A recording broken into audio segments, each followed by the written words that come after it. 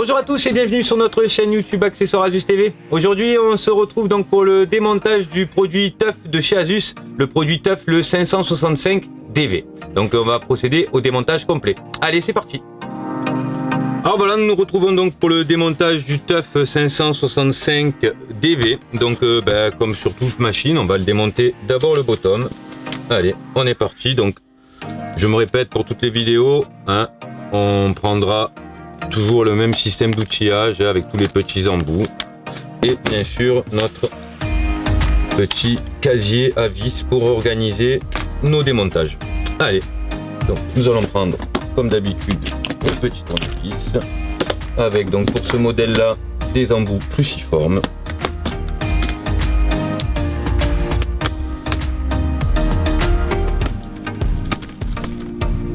Alors toujours pareil, je vais finir par l'écrire, mais on fait attention à la longueur des vis. Donc là, celle-là, c'est une courte.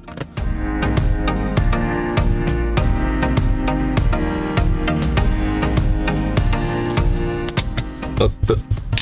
Ensuite, comme d'habitude, une petite spatule en plastique. Et voilà pour le démontage du bottom. Hein. Voilà. Très facile pour le bottom. Alors ensuite, là je vais vous présenter l'intérieur donc de la machine. Là vous avez la batterie, le logement supplémentaire pour rajouter un disque dur SATA classique pour le stockage. Ici vous avez vos barrettes de RAM. Sous ce petit cache vous avez le module M2, c'est le disque dur M2 SATA.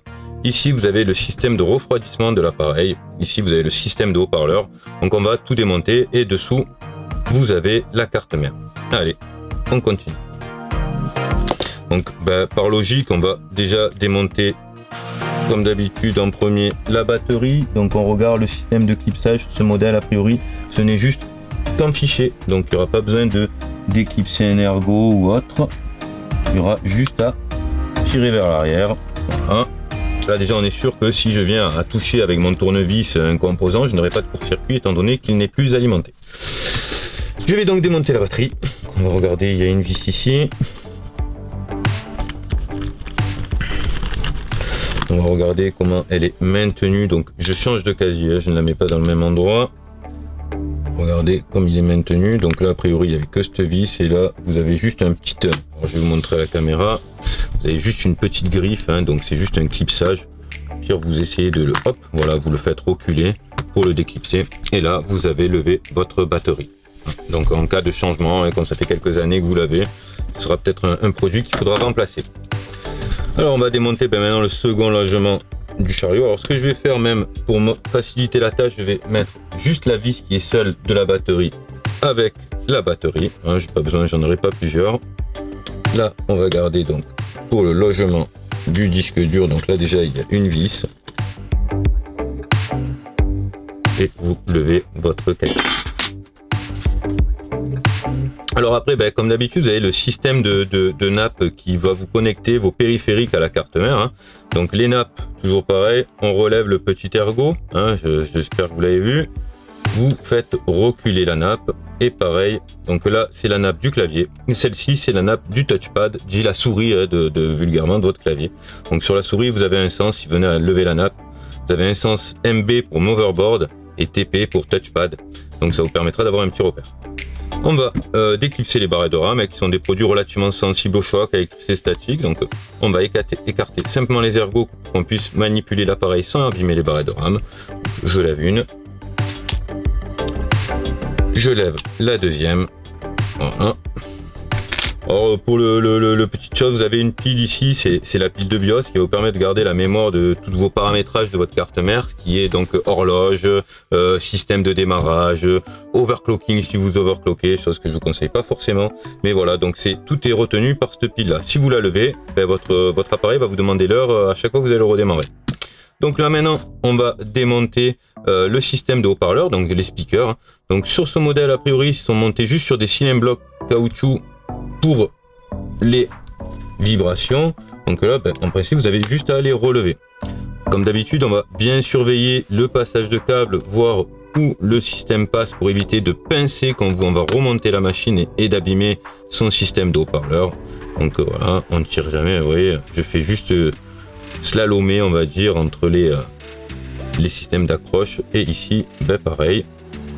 Alors, avant même de le lever, je vais débrancher ici pour pas tirer sur la carte mère s'il vient m'échapper d'un coup.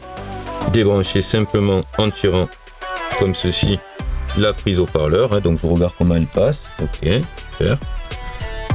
Hop, et je vais. Voilà. Et là, vous avez vos deux haut-parleurs. Hein. C'est un kit, hein. Vous retrouvez les pièces détachées comme d'habitude sur notre site. Donc là, ben, on voit qu'on a facilement accès au touchpad. C'est pas forcément la première chose que je démonte, mais là, ben, aujourd'hui, je suis d'humeur à démonter en priorité le touchpad. Voilà. Donc je vais démonter le touchpad. Et donc on va simplement, vous voyez ici, vous avez un système de clipsage plastique. Donc on va le faire proprement avec une spatule en plastique pour pas l'abîmer. On va faire reculer le crochet. Voilà. Et vous vous apercevez, comme sur les autres modèles, si vous avez déjà vu d'autres vidéos, vous tirez vers l'arrière pour simplement retirer. Alors là, ce qui tient, hein, c'est le scotch double face qui permet de coller les nappes et autres. Donc voilà, nous avons ici donc notre touchpad, dit la souris. Voilà, pour le touchpad.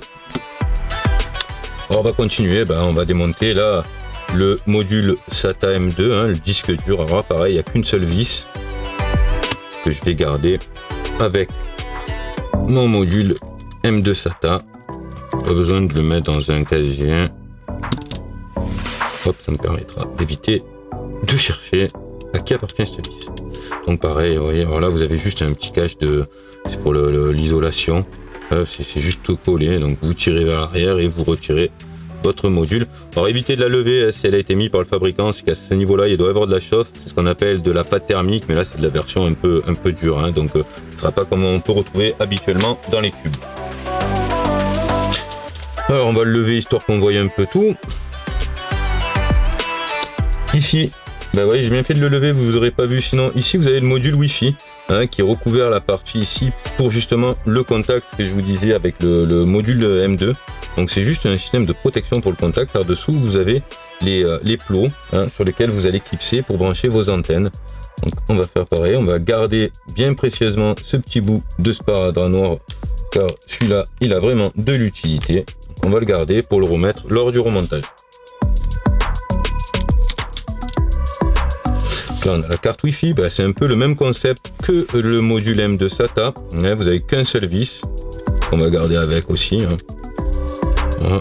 Je vais la garder sur mon tournevis. Et vous voyez, donc avant sur les premières vidéos, il y avait des modules de Wi-Fi où c'est pas repéré, hein, pour le câble noir, le câble blanc. Plus besoin de faire de traces, c'est repéré. Vous avez qu'à simplement tenir votre carte et les relever, c'est clipsé. Hein, donc il n'y a pas de piège. On peut retirer votre carte Wi-Fi sans souci. Alors, je vais récupérer la vis. Et j'ai avec mon petit module Wi-Fi. Donc là on voit ici, je vais vous dire, c'est la nappe qui va relier le clavier, mais pas pour tous les claviers, c'est uniquement ce qu'on appelle pour les claviers qui sont rétroéclairés, hein, c'est l'alimentation des LED. Donc je vais faire pareil, conserver ce petit bout de sparadrap que je vais le retirer avec ma petite plastique, pardon. Hop. Regardez aussi, je suis conservateur. Hop, je relève le petit ergot. Alors, sur celle-là de nappe, elle n'est pas devant mais derrière, hein, donc. Et je fais glisser simplement vers l'arrière. Voilà. Il faudra se rappeler qu'il va dans ce sens, parce qu'il était tordu. Je dis pas de bêtises. C'est ça. C'est les modules de refroidissement. Ici, vous avez le module thermique, on va le démonter. Il faudra certainement, si on le démonte, remettre de la pâte thermique. C'est souvent alors, un peu dramatique pour l'atelier de travail qui va être taché, donc c'est toujours très délicat, pas pour mettre la pâte thermique, plus parce que vous allez en mettre deux partout, ça a tendance à se mettre un peu partout. Allez, on va continuer ici donc pour démonter la carte mère. Donc avant d'appréhender la carte mère, on regarde un peu où on met les yeux et on s'aperçoit ici que vous avez les charnières qui risquent de nous empêcher le bon démontage de l'appareil. Donc qu'est-ce que nous allons faire? Nous allons désolidariser la partie clavier du top case. Donc je vais commencer du coup par dévisser uniquement les charnières avant de vous montrer comment on va retirer l'écran, je dévisse donc. Il y a une vis ici avec la petite marque et une vis ici pour ce modèle là.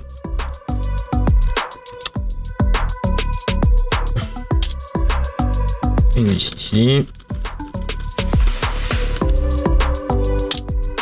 et une ici. Donc elles sont toujours opérées, je le répète, avec des petits triangles là, sur les parties métalliques pour vous rappeler où vont les vis et pas les mettre n'importe où. Alors là il va falloir donc relever donc la charnière pour pouvoir libérer le top case, mais même avant de faire ça il va donc falloir aussi bien sûr débrancher de la partie carte mère votre écran. Donc l'écran, la nappe LVDS est branchée ici. Alors sur ce modèle c'est pas comme ça, sur tous les modèles vous avez un ergot comme sur le clavier ou sur la nappe du touchpad, voilà, pour débrancher la nappe LVDS. Et a priori sur ce modèle vous avez, ah non, ça c'est le module, le connecteur d'Alim, donc pas besoin, il est sur la carte mère. À partir de là, du moment où j'ai débranché, je regarde toujours pareil où passe le câble, il passe là, il a un petit bout de scotch ici, je vais le libérer de son sparadrap et je vois qu'il passe donc sous la charnière. Il ne me gênera pas pour le démontage. Ensuite vous allez simplement, je sais pas si vous le voyez bien, faire comme si j'ouvrais mon ordinateur et je le referme. Et là vous avez simplement les charnières qui vont rester en l'air. Vous les écartez doucement pour ne pas rayer votre écran. Vous voyez que le câble, il y a encore un petit passage de câble ici, mais il ne vous gênera pas si vous le retirez proprement. Et ici vous allez donc devoir faire passer vos câbles Wi-Fi qui passent ici.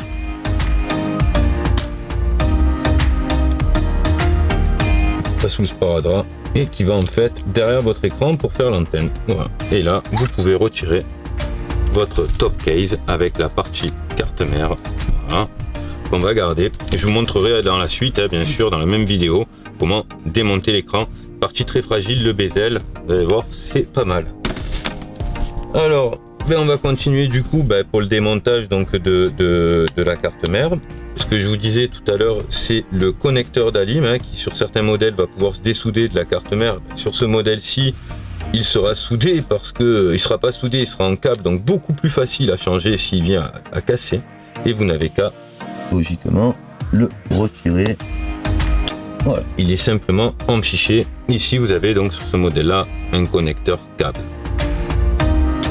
Donc si vous oubliez de le rebrancher, c'est pas très grave, s'il y a de la batterie, il démarrera, mais vous ne pourrez plus charger. Alors on va maintenant continuer à démonter le module thermique. Là on regarde un peu pour voir un peu la situation, prendre connaissance quand même de ce qu'on va devoir dévisser, qu'on ne fasse pas d'erreur. S'il y a des choses qu'on peut dévisser avant la carte mère, on va le faire. Donc là on voit qu'on peut dévisser ici le fan, mais ça ne va pas le libérer car il est dessous. Donc on a une vis ici, une vis ici. On va les débrancher.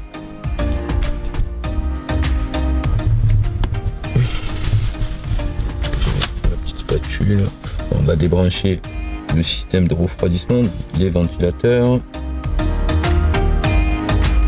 Je vais passer ici le doigt et ici l'ongle pour tirer ensemble des deux côtés. Alors, et c'est juste les deux petits ergots à attraper pour faire reculer. Voilà. Et là on a débranché un et deux ventilateurs. Donc là maintenant on va dévisser. On va avoir à dévisser sans les modules, on va dévisser toutes les vis de la carte mère, donc ils sont repérés toujours pareil avec un petit triangle ici. Donc là on en est à la carte mère.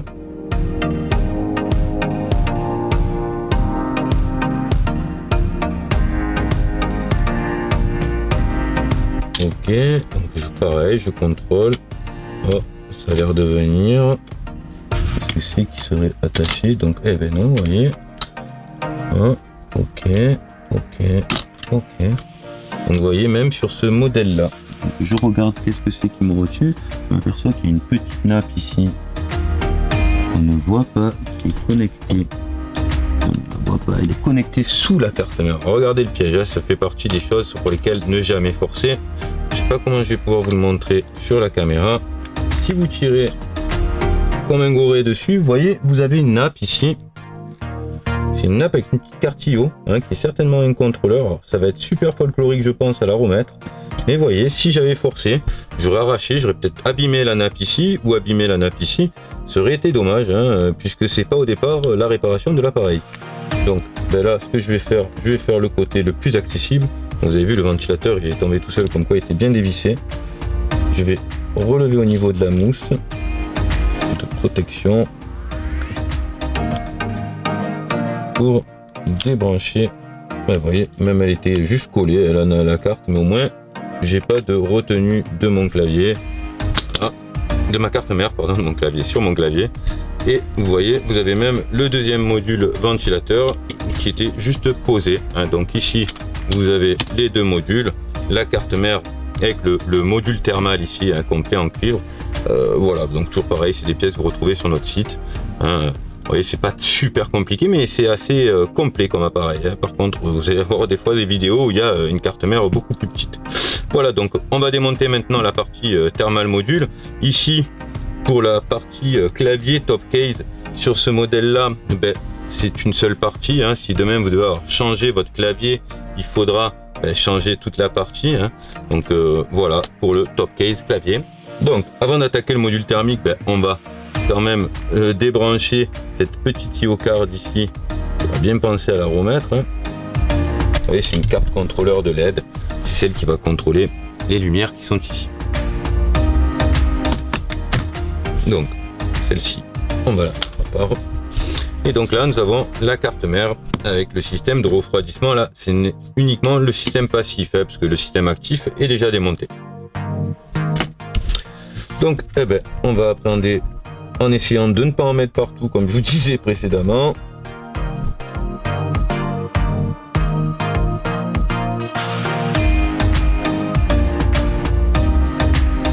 Donc là, on a dévissé le thermal module, le système cuivre qui va permettre de refroidir votre appareil, qui va permettre la diffusion de chaleur. Donc je vais le retirer délicatement, parce que c'est du cuivre et ça a tendance à coller avec la pâte thermique, et pour pas tordre le système de tube, donc je le tire vraiment délicatement.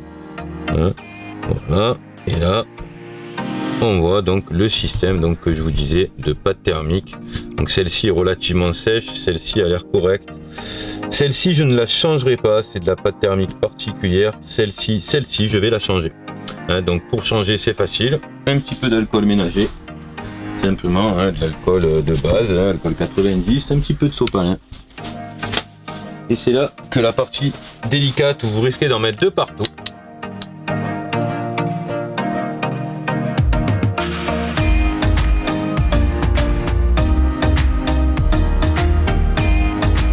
Je vais appliquer donc la pâte thermique sur la partie Nvidia, c'est la partie graphique, et la partie souvent où il y a marqué Intel ou autre, AMD, voilà, c'est la partie processeur.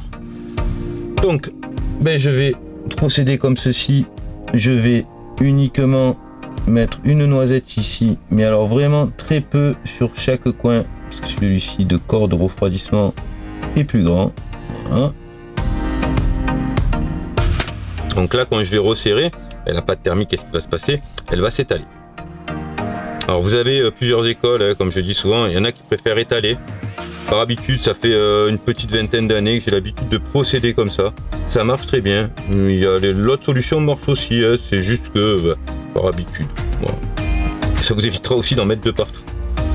Et là, maintenant, je vais remonter le module thermique.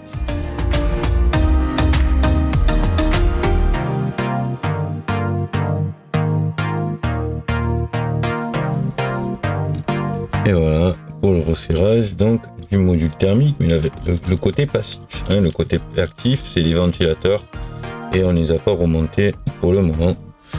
Voilà, donc je vérifie juste que tout est bien serré, histoire que la pâte thermique soit bien écrasée. Je vérifie que ça n'est pas débordé de partout.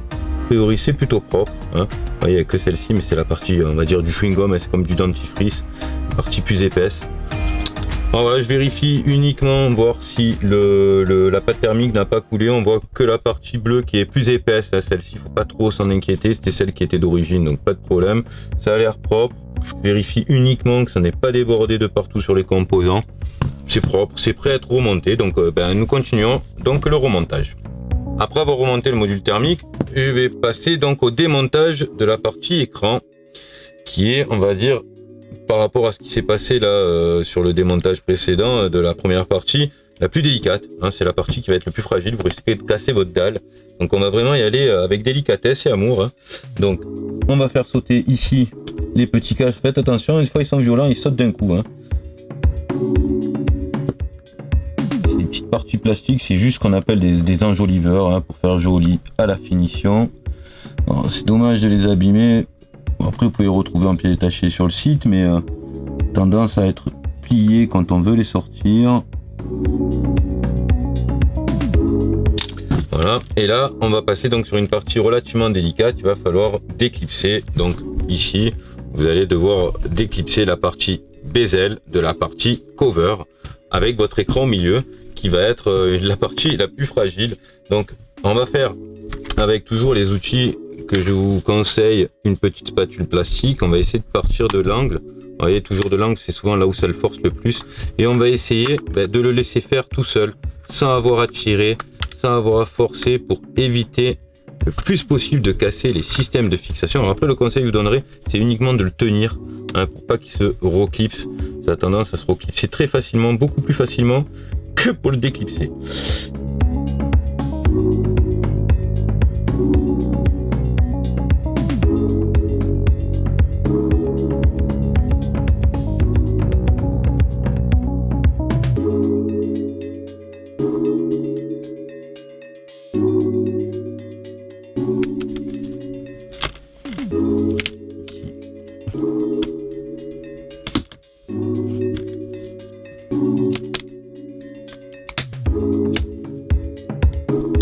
Voilà pour le scotch, et voilà, logiquement le bezel est démonté sans casse.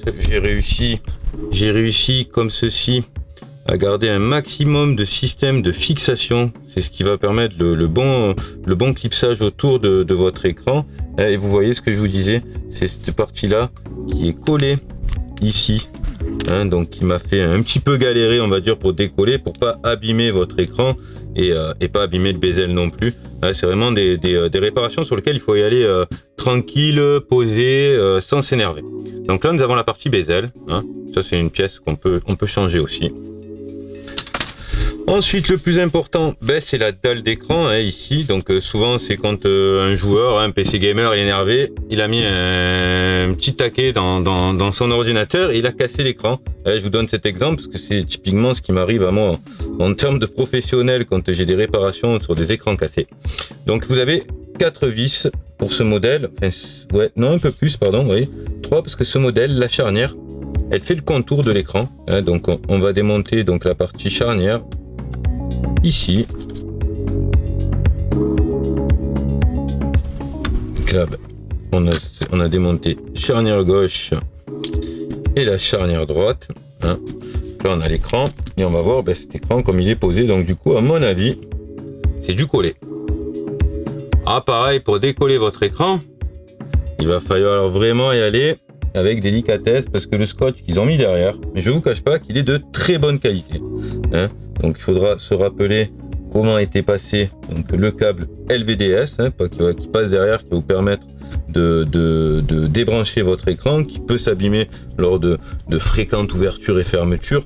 Vos antennes Wi-Fi, donc elles sont accessibles, vous n'avez pas besoin de changer l'écran, de lever l'écran pour lever les antennes, et ici la webcam qui est accessible aussi, sur laquelle vous n'avez pas besoin de lever l'écran. Donc l'intérêt de retirer cet écran, ça va être uniquement lorsqu'il est cassé. Alors je vais vous montrer la technique, je ne vais pas le faire parce que sinon je vais être obligé de changer tout le système de fixation.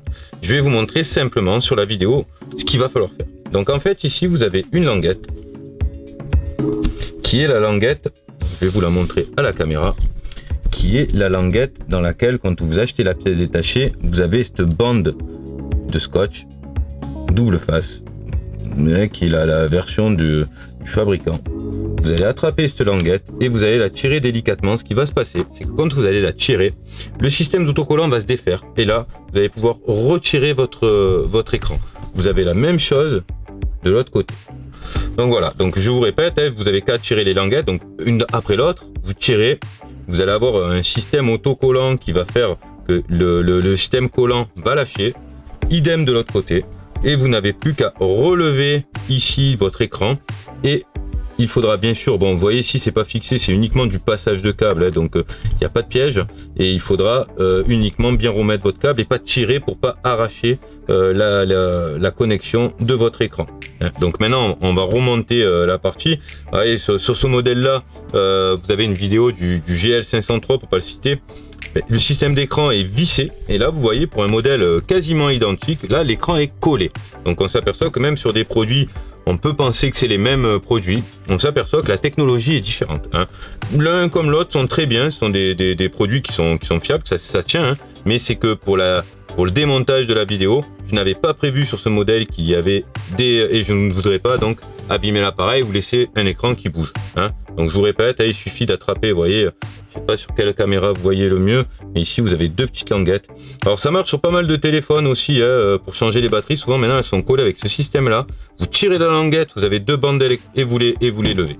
Voilà, donc on va passer maintenant comme si on avait fait démonter, on va le remonter. Hein. Donc on va remettre les charnières et on va remonter la machine complète.